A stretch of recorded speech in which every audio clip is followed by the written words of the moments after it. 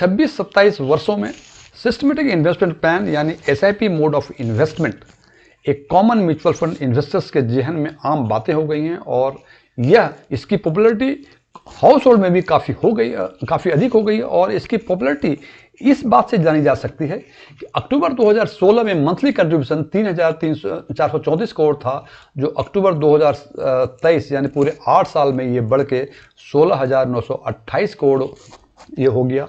और हर वर्ष इनका मंथली कंट्रीब्यूशन अक्टूबर माह के हिसाब से देखें तो बढ़ता रहा, एक्सेप्ट अक्टूबर 2020 में, जिसमें कि अक्टूबर 2019 के कंपैरिजन में अक्टूबर 2020 में कंट्रीब्यूशन कम थे। अक्टूबर 2019 में एसआईपी का कंट्रीब्यूशन 8,246 करोड़ था, जबकि अक्टूबर 2020 में ये कम होकर 7,800 करोड़ हो गया। और इन वर्षों के अलावा, इन महीनों के अक्टूबर 2020 के अलावा बाकी सारे वर्षों में 2016 से 2023 तक ये क्रमशः बढ़ता रहा। और लेटेस्ट डाटा जो एमएफआई का है उसके अनुसार अक्टूबर 2023 में एसआईपी का मंथली कंट्रीब्यूशन 16,928 करोड़ हो गया है। चूंकि एसआईपी इतना पॉपुलर हो गया है तो एक कॉमन इन्वेस्टर के मन में एक जहन में एक आम सवाल उठता है कि यदि उसको SIP mode of investment opt करना चाहिए तो इसकी एसआईपी की फ्रीक्वेंसी क्या होनी चाहिए, क्या ये डेली हो, वीकली हो या मंथली हो।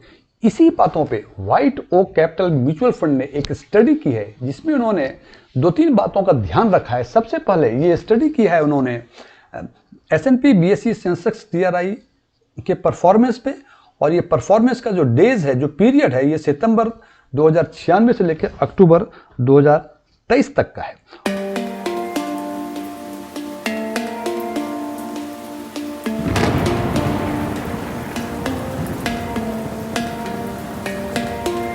और इन्होंने अपने रिपोर्ट में जो एसआईपी की इंस्टॉलमेंट है उसको इस ढंग से एडजस्ट किया है, यदि आप डेली ऑप्ट करें या वीकली ऑप्ट करें या मंथली ऑप्ट करें, तीनों ही फ्रीक्वेंसी में after a certain period, means सितंबर 2096 से या तो आप डेली करें, वीकली करें, मंथली करें, तो अक्टूबर 2023 में जो आपका टोटल इन्वेस्टेड अमाउंट है वो बराबर हो जाए।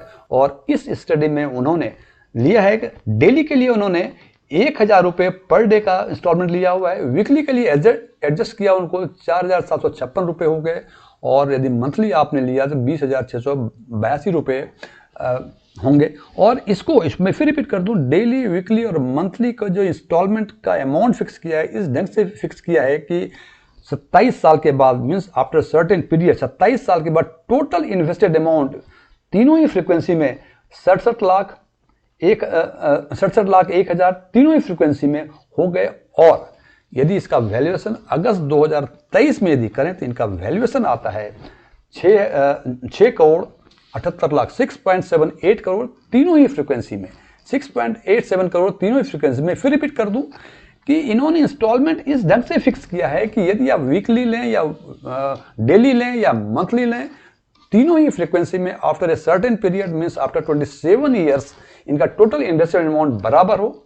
और चूंकि ये अमाउंट बराबर है और इनका जब हमने वैल्यूएशन देखा अगस्त 2023 में, तो ये वैल्यूएशन 6 करोड़ 78 लाख हो गई। और यदि इसको इन टर्म्स ऑफ XIRR, जो कि SIP मोड ऑफ इन्वेस्टमेंट का मेजरमेंट टूल्स है, परफॉर्मेंस मेजरमेंट टूल्स है, ये देखते हैं तो इट कम्स टू 14.4%। ये तीनों ही फ्रीक्वेंसी में 14.4% इनका XIRR यानी SIP का रिटर्न आता है। इससे एक बात स्पष्ट होती है कि आप या तो डेली या वीकली या मंथली किसी भी फ्रीक्वेंसी में में इन्वेस्ट करें तो उनका जो परफॉर्मेंस होगा, जो रिटर्न होगा वो बराबर होगा। इससे कोई फर्क नहीं पड़ता है कि somebody is investing daily, somebody is investing weekly और somebody इज इन्वेस्टिंग मंथली।